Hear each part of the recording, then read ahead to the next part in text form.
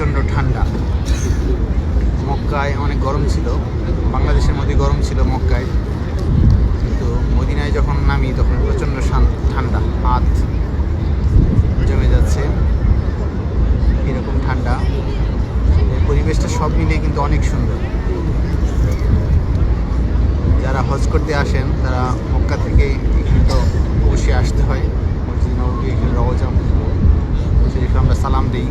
নবীজির রওজায় সালাম দেওয়াটা অনেকেরই অনেক দিনের ইচ্ছে থাকে। আমরা নবীজির রওজায় সালাম দিয়েছি, গতকালকে সালাম দিয়েছি। আমরা আগামীকালকে 1 তারিখে আমরা রিয়াজুল জান্নায় নামাজ পড়ব 2 রাকাত। এইখানে হজ করতে যারা আসেন এবং যারা রওজা শরীফে সালাম দেন তাদের নিকট অনেক অলৌকিক ঘটনা ঘটে। অলৌকিক ঘটনা এরকমভাবে ঘটে, একবার হয়েছিল যে এক হাজী সাহেব এই নবীজির রওজা শরীফে সালাম দিয়েছেন। সালাম দিয়ে যখন বের হয়েছেন, এক ফেরেশতা এসে তাকে জিজ্ঞেস করেন যে আপনি কি জানেন এবার কত লক্ষ লোক হজ করতে এসেছেন?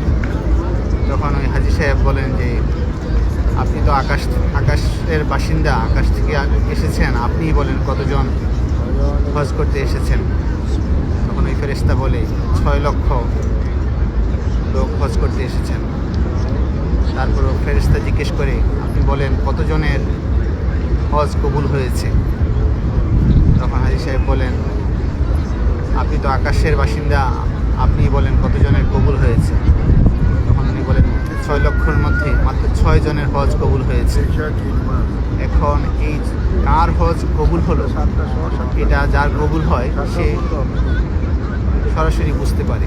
এটা এমন একটা অলৌকিক জায়গা, এখানে সালাম দিলে নবীজিকে যখন আমরা অন্তঃস্থল থেকে সালাম দিই, যখন আমরা বুঝতে পারি উনি সালামটা নিয়েছেন, তখনই আমরা বুঝতে পারি যে আমাদের হজ আমরা কবুল হয়েছে। এখানে এই ধরনের অনেক অলৌকিক ঘটনা ঘটে।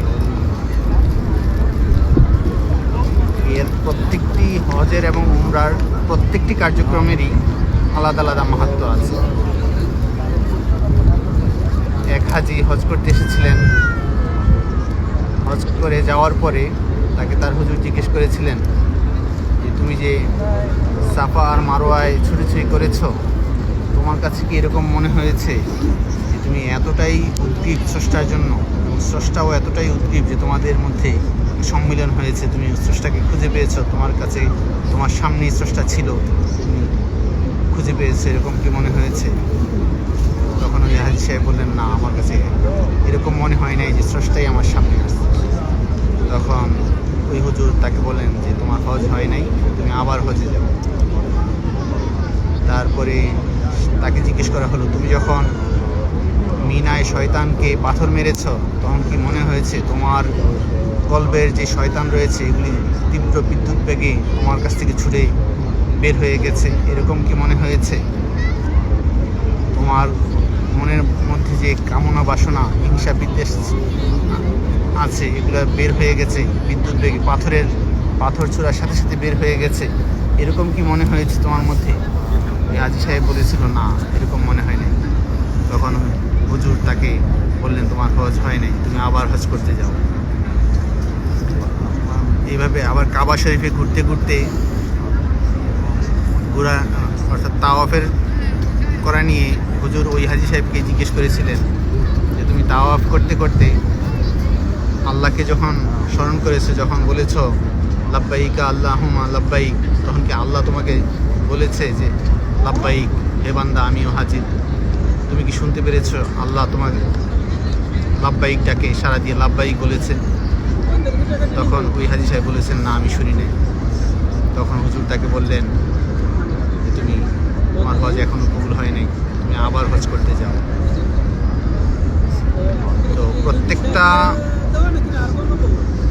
প্রসিডিউরের মধ্যে প্রত্যেকটা ঘটনা এখানে আমরা যদি আল্লাহর সান্নিধ্য সরাসরি অনুভব করতে না পারি, তাহলে আমাদেরকে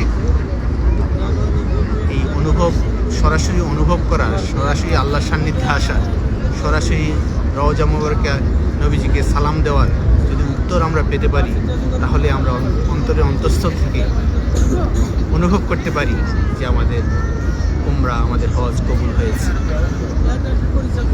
আজকে এই পর্যন্তই। সবাই ভালো থাকবেন। আসসালামু আলাইকুম।